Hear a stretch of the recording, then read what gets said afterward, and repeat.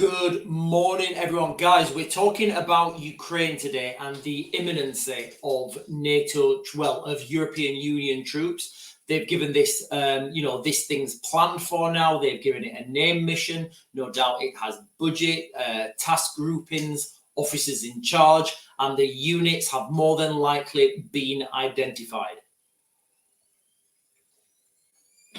But guys, just before we go on, last week, on Monday, a week ago today, when the Ukrainian F16 was downed, I did a video and I said, these pilots have been showboating. They've been trying to take pictures by the sunset, or as it turned out, by the sunrise, and they've been flying low into the, that's what I was told anyway. I was told that this happened. The next day, I was then told, and I did a video on that. Then the next day, I was told, hey, Sean, I think these aircraft were taken down by friendly fire, by our own missile batteries. So it's come out now. Where are we? So it's come out now, this article. Friendly fire might have brought down Ukrainian F-16. So I said this a week ago. Remember, guys, when I tell you things off the spur straight away, I give you the raw information that I'm getting. Now, if I'm telling you, it means I think it's right, but I will always caveat that. Like I did with the first video I said, you know what, guys, I think these guys have been taking pictures or something, trying to get a sunset or a sunrise picture. And then the next day I did another video. I said, my friends got back to me. He said, hey, Sean, I think these things have been taken down by our own missile batteries. So New York Times has reported, and I'm not saying any of this is true, guys. I'm giving you guys the information I'm getting. You can make your own minds up, and I'm sharing this article with you. New York Times has reported that one of the F-16 fighter jets provided by Western countries to Ukraine might have been shot down by friendly fire. The plane crashed Monday while it was defending against. I'll put the link in the description, guys, but it basically says what I've just said there. They're looking at the potential that this could have been brought down now by friendly fire, which is what I said last week. So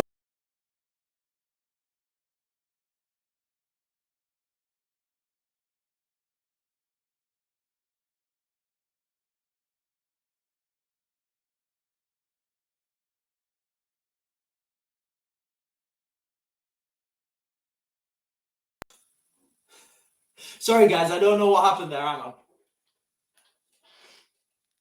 Are we good? Yeah. Sorry, guys. No idea what happened there. They just cut out. So anyway, when I'm telling you, when I say these things, like, when I said this thing, it come out a few days later. Now, when I say these things, like if Pokrovsk, this town of Pokrovsk, if it falls, that could be the green light for the European Union to send their soldiers into Ukraine. It's because I believe it could happen. I get a lot of information that's, behind the scenes. Like, people tell me that I can't share it. So when I'm saying these things, it's got, it just gives it more weight. So an article, let's talk about Pokrovsk then. So the situation out there in the east, it's really, really, guys, I can't tell you how bad that situation is. A couple of weeks ago, the Ukrainians came out and they gave everyone in Pokrovsk, I think they gave them like 2 weeks to evacuate or something. So Russia pushes on key Ukrainian city while Kiev's Kursk incursion slows down. So Russia has made sweeping advances in recent days that threaten to outweigh the gains made by Ukraine in its cross-border attack into the Kursk region. So, guys, I'm not going to read all this because I've been talking about it on this channel for quite a while.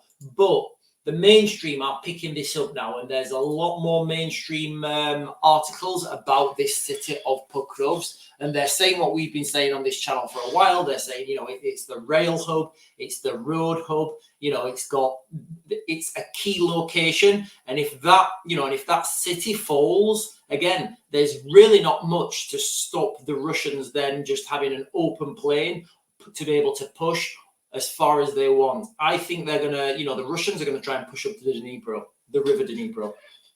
Now, why does this matter? What relevance has this got?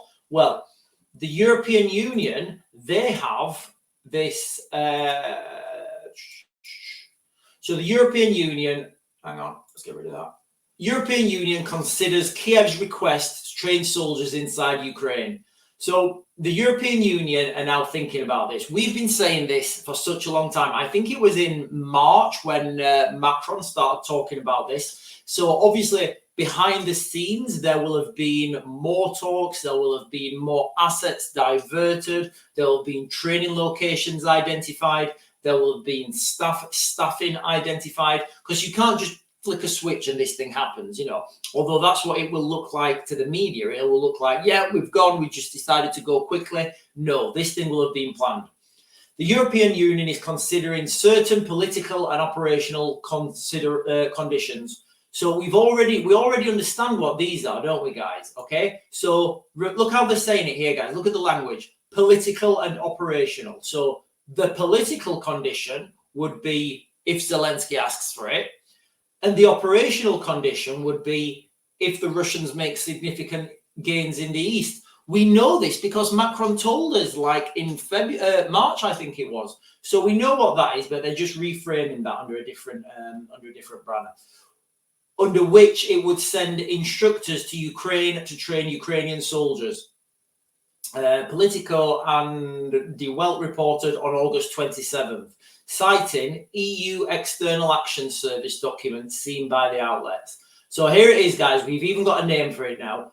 The EU Military Assistance Mission for Ukraine. If that was American, it'd be something like Operation Soviet Storm or something. But anyway, it's not. It's the EU. So that's the name for it there, guys. Now, why is this all important? What narrative does this feed into? Well, you've got all this stuff happening at the same time as the Russians talking about lowering the bar for when they can use their nuclear weapons. So these battlefield tactical nuclear weapons, if you look at the, there's actually, I'm not going to, I'll put the links in the description, guys. There's actually a whole military tactical theses on this. And you would use these low-yield tactical nuclear weapons to take out battalions. So rather than, sending your troops in and having a pitched battle with rifles and bayonets and whatever, you would just think, right, we've got 1st Battalion EU training mission over there. Right, send one of the tactical nukes over. Boom, it's gone, it's finished, it's not coming back. So that's how what we really could see, what we really could see happening in eastern Ukraine. And however fanciful and however fantastical that sounds at the moment, remember where we are today, guys. Okay, we're in a situation right now where we've got NATO aircraft, who are potentially being piloted by NATO pilots flying over Ukraine. We've got the possibility of these aircraft being flown from Poland. And it's an open secret now that there's British, French, American, probably every nation you can think of now have some sort of special forces contingent inside Ukraine. That's not me speculating, guys. That is out there. Lots of people are talking about this. I think the German, it came from one of the German defense ministers, I think, or something. He came out and he leaked it, and what a douchebag. What an absolute douchebag. But he leaked it out, guys, so we can talk about it. So we've got that situation. Where are we going to be in a year? Because, guys, this thing's not going anywhere. There's far too much investment on both sides now for either side to see this fail. So all you're going to see is further and further and further and further escalations. And, guys, I keep saying, as unlikely as it may be, or as likely as it may be, depending on which way you look at, imagine where you would be when that first nuclear bomb dropped, that first tactical nuclear bomb. Imagine the media frenzy. Imagine how they're shouting and what they're saying, and all the pundits coming up there, and then you get the Karen factor of a thousand Karens who are all of a sudden overnight the world's most foremost, most respected, most intelligible, voice on nuclear weapons.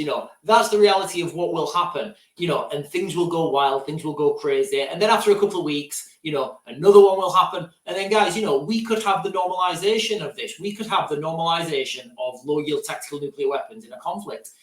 And again, it sounds so wild to say it, but let's just think, how long ago was it since, somebody tried to assassinate Trump?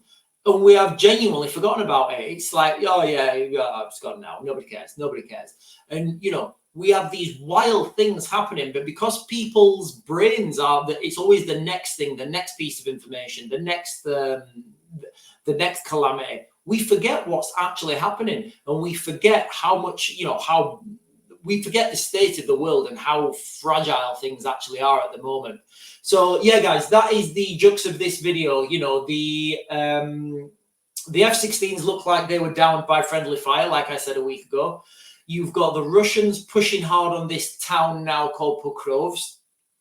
And you've got the EU, and they've already got a mission name for it. What is it again? Let me quickly. The EU Military Assistance Mission to Ukraine. So they've already got a mission name for it. That means they've already got some funding for it. They've already got the officers in charge, the senior NCOs in charge. They'll have delegated training tasks.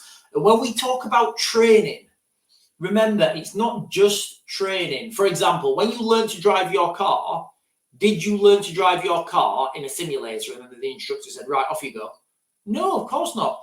With training, there's a part of mentoring. So you train somebody, then you mentor them. Once you're happy, they can do basic things. So they can hit a target at 300 meters.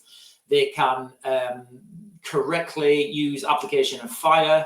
They can work in pairs. They can work in fours, which would be a fire team. They can work in eights, which would be a section.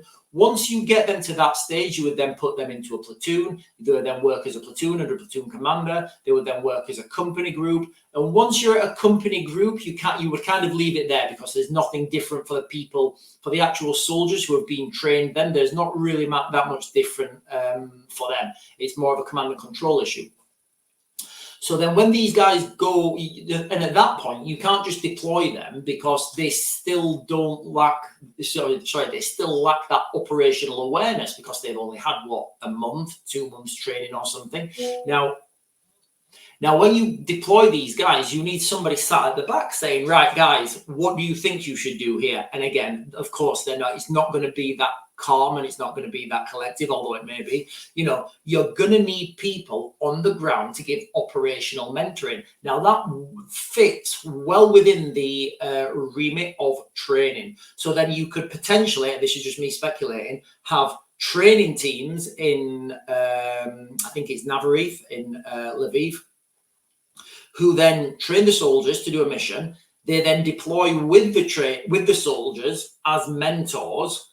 They conduct the mission, then they pull back to a safe location. So that's, kind of the way that they could move forwards. And again, I don't even know how they're using these international legions at the moment. There's still a lot of expats over there. From when I did the video on the invasion of Russia, there's no other way to say it. You can't call it an incursion. When the Ukrainian guys, just imagine saying that the Ukrainians have now invaded Russia. First time since the Second World War that Russia's lost any ground. When the Ukrainians went into the Kursk region, I said, guys, I've seen a lot of videos of that region. I can't confirm them. I can't confirm where that is. But if that's true, there's a lot of British and American accents operating in that region. So that's the way forwards things would push. And beyond no illusion, Putin knows this. Putin knows the state of his military. He knows his military can't take on a NATO military force by force. They know this. This is why they have to do, long-term subversion. They have to do unconventional warfare, guerrilla warfare, asymmetric warfare, and all the rest of it. But that is the situation in Ukraine. And guys, honestly, I think we've got days, not weeks, before Pokrovsk falls. When that happens, that's going to be go time for the EU. It's going to be go time for Russia, because they're all going to have to make these decisions that they've been putting off. And they've been putting off decisions because there's never a right time to go to war. There's never a right time to pull that pin. Because the politicians will say to the generals, hey, General Jones, are you ready? And General Jones will say, no, we need to do more training, or no, our ammunition stocks are not up. And then, Putin on his side, he'll say, Yura, davai, are you ready for war? And he'll say, no, Vladimir, we don't have enough conscript yet. So each side will never be ready. So this is when things, and the problem is, the more each side builds up, the more lethal capacity they have. So, like two kids in a playground. If the two kids have a fight in a playground, it's just those two kids. One's going to get a bloody nose or whatever. You know, the teacher's going to come break it up. That's going to be it. If those two kids are threatening to fight each other for a year while they grow up, and they're getting all of their mates involved, and their mums and their dads and their families, and then their families from other towns around the corner, all this stuff builds up, and then the next thing, you just have a pitched battle in the town or something. And that's the problem we're having at the moment. The more we build our military supplies up, the more catastrophic this war will be. And that's it, guys. I'm going to hang on. Should I, guys, I've got a little piece about inflation. Should I? No, I'll not do it now. Guys, I'm going to back to grid. I'll see you guys soon.